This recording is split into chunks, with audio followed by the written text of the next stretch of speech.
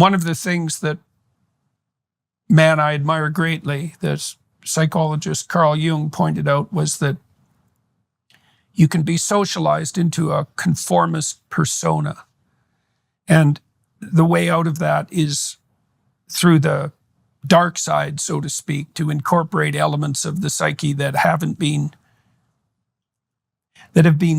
set to the side in the domestication effort.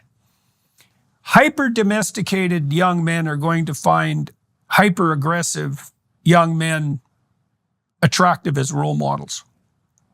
And the reason for that is they need that aggression. And the fact that that's attractive is just an indication of how much demoralization has taken place.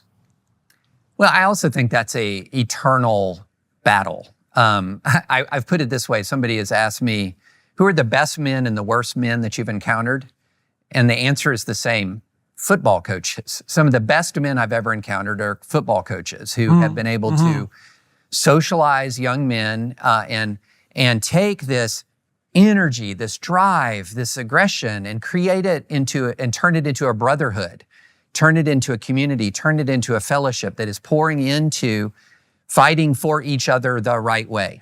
And so I've seen a football coach be incredibly instrumental in a young man's life by taking all of that that's in them, all that stew that's in them, and molding it and channeling them and turning them into tremendous citizens and turning them into good teammates and good friends. And you will meet so many former football players who will say, the person who changed my life as much or more than my father, depending on the relationship with their father, was their football coach. And then you will find men who will say, one of the most malignant influences in my entire life was my football coach, because he taught me to hurt people. He taught me to inflict pain. He told me that rage and aggression were my friend. I should cultivate them and burn, And I've actually seen, I've seen different kinds of coaches. And so I would say that, one of the interesting realities of life is that and this goes all way back. If you go back to June 6th, 1944, on Normandy Beach, you had two different kinds of young male acculturation confronting each other on that pivotal day in world history, where you had a generation of youth acculturated into cruelty, into viciousness. And yes, they were very lethal, and they were very well trained, and they were very proficient in the profession of arms, which caused a lot of people to admire them, but they were cruel and they were vicious while they were lethal. And then on the other side, you had the forces of American and British democracy and Canadian democracy as well. One of the beaches was Canadian, right? So you had these coming across the channel. They weren't perfect people and they weren't perfect cultures, but these young men were acculturated to use their sense of their courage and their aggression to defeat cruelty, to protect the weak, to protect the vulnerable. And it is striking to me how that virtuous masculinity, that virtuous courage and aggression so comprehensively triumphed in World War II. I'm reading this book right now about the fall of Berlin. And this is a great lesson in why you shun cruelty and you exhibit compassion.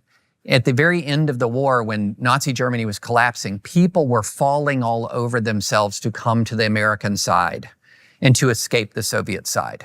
And so this was something where not only by our valor did we win the war, our compassion also helped us win the war.